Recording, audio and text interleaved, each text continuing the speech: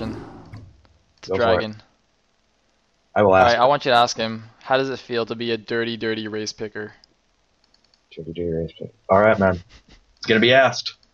But give him a heart at the end, because I heart DragOn. All right. But anyway.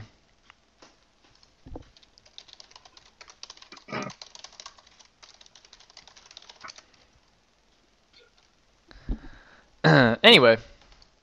Ladies and gentlemen, may I present potentially the first truly epic series of this match between Canada and Central Europe. As a brief summary of what has happened so far, Hacklebeast and I have been casting for approximately 10 hours. Approximately 10 hours. So, you know, as you can see, my voice has gradually been getting more varied in its pitch, going up into the high ranges, and, you know, we've been talking about random stuff. So, yeah. You just need a really good series to get us back on track, man. That's exactly right. So let's go. Game number 1 on Bloody Ridge.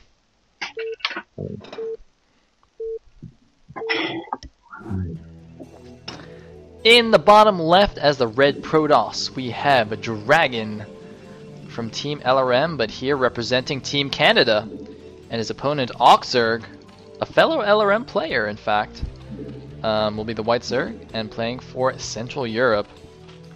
So this is it's going to be quite exciting. So let me do my overlay. G2P6. Colors are white and red. So, as Sayle was saying, DragOn is the Canadian player. He is a race picker in that he does PVT, PVZ, and then ZVP. He doesn't like playing the mirror matchup. And a lot of times when there's a race picker who plays both sides of a matchup, you end up seeing some really interesting stuff that comes from it, because they know just a little bit more than some of their counterparts that only play the matchup from one side about what specific weaknesses certain builds have. So I always get a little bit excited seeing race pickers play matchups like that.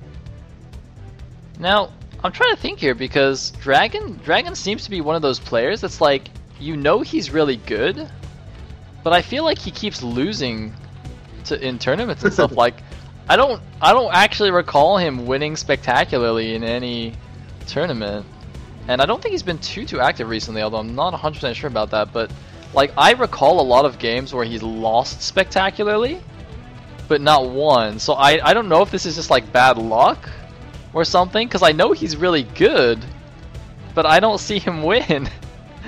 Like, anyway. Excuse me. Hopefully he can show some good games. Of course, OctZerg I don't think needs any introduction. He's a pretty well-known player. He likes to make Zerglings, but he's not Peruvian. I think that basically sums up OctZerg. Anyway. It's a very succinct summary, man. But you gotta admit, it's like exactly right, though. That's exactly right, man. And I've been given a link to Mr. Standard Man here, a picture of Standard Man. It's a nice picture. I have Standard Man. Standard Man to the rescue. But we need something moving. We do. It really doesn't work. It's just a picture, but it's good. It's a good placeholder. Yeah, it's a starting point. It is. Somebody just has to animate that guy, and then we're good to go.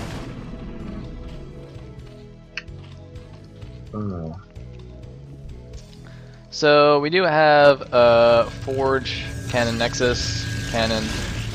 Was that an overpull? I wasn't even paying attention. It was an overpull. Okay, good. Whew. I got you, Sayle. Nice. Meanwhile, OctZerg has taken his third base though, so he's gonna be fine. Another scouting probe gonna move in.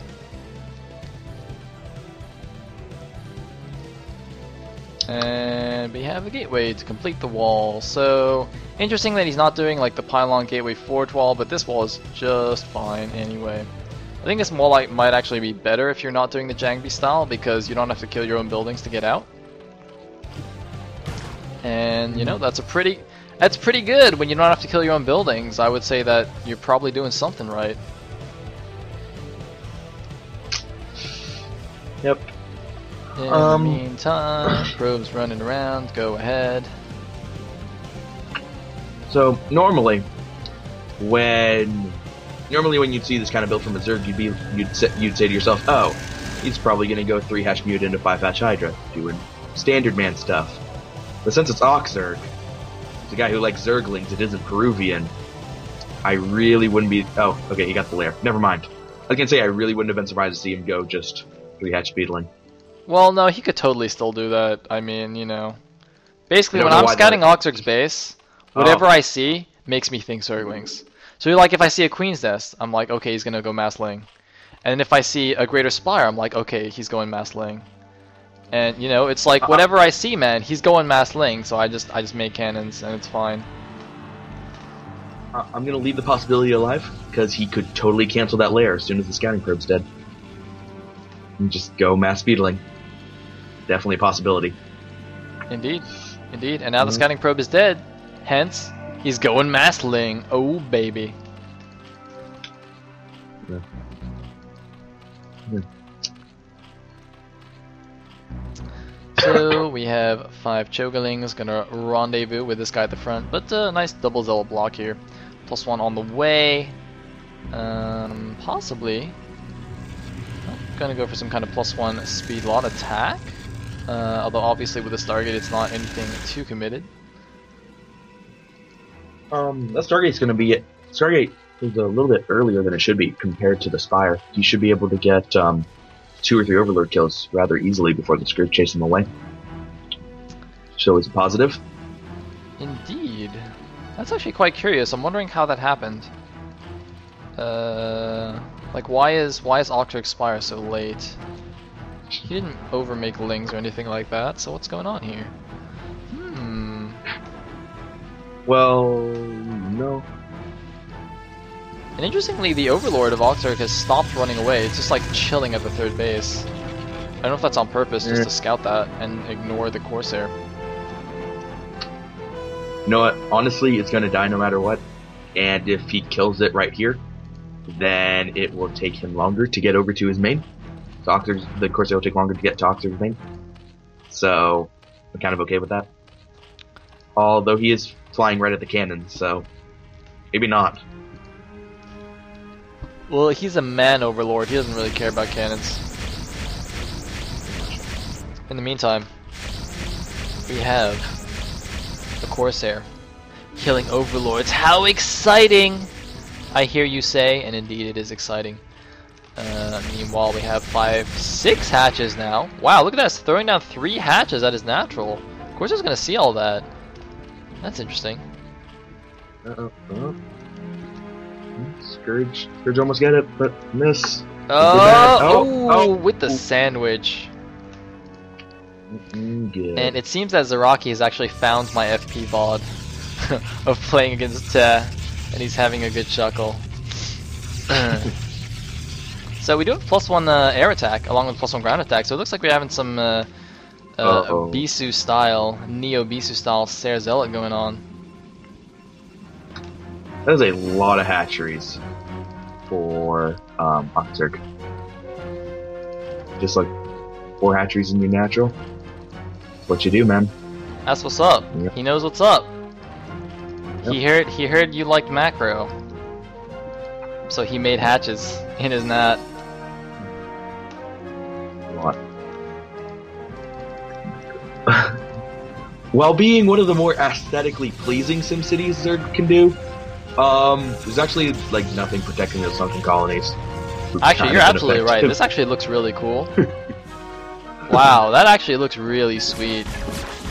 I'm not gonna lie. Like if I was gonna go on vacation somewhere, I would probably go over here to this natural. That's like really cool. It's like one of those things you see in those brochures where they like take a picture of the beach or something. It's like all the waterfront and then it's like the hotel. Man, if I saw this SimCity in a brochure, I would totally go there. I mean, also it's because Kerrigan's hot, but you know, SimCity definitely. When I get fabulously rich off of my illustrious Brood War casting career, and I purchase a nice piece of land atop a cliffside, hire an architect, and the architect asks me what kind of general thoughts I have for planning my house. It's gonna be like Zerg Sim City. Sure, this Sim City. This. That's gonna be so good. The architect's just like, what the hell? Oh man, that's gonna be so good. Oh dude, that is an awesome life plan. Alright guys, we have a new mission. Get Hacklebeast rich enough to hire an architect. That is your new mission. If you don't do that, you're hurting esports. I like this plan. Anyway, he has a lot of +1 Corsairs. Yep, he did a little loop-de-doop in the main. He's looking for overlords. Where are they? It looks like they're all clumped up over the beachfront hatchery selection. I don't actually know what to call that anymore. I think in about an hour's time I'm not gonna be speaking English anymore, which is fine because, you know, like, I now know Hungarian and Russian and Polish and stuff. But I think it'd still be optimal if I was still speaking English. What do you think? Probably. Well, you learned German today, right? So here's what we can do. You can like speak German to me, and I'll speak Hungarian to you, and it'll work out. I think that'll be fine. What? Dare I say that more than half of the people watching are not native English speakers. Yeah, they're probably all Hungarians. I'm just gonna say. Anyway, third base being taken by Dragon, and where the heck did those two links come from? I have no idea. They just like popped out of the ground, but not burrowed. They weren't burrowed. They just like, I think they popped out of the geyser. Oh, these might actually be Mario links. I think these might be Super Mario links. Like, you know how Mario jumps into the sewers? These links actually just jumped into the geyser, and then they just popped out again when the probe got there. Because I didn't see how they got there, so they clearly did something sneaky like that. Man, could you imagine if you could do that? You just like, you jump into one geyser somewhere and you can pop out on any other geyser in the map? Oh man, somebody needs to make a mod, Super Mario Brood War. That would be so sick. Dude. That sounds really crazy. So then like in order Dude, then in order to like stop an entire army from popping out at a random geyser, you just like start building assimilators on all the geysers so that you like have vision there and you just block it. Oh dude.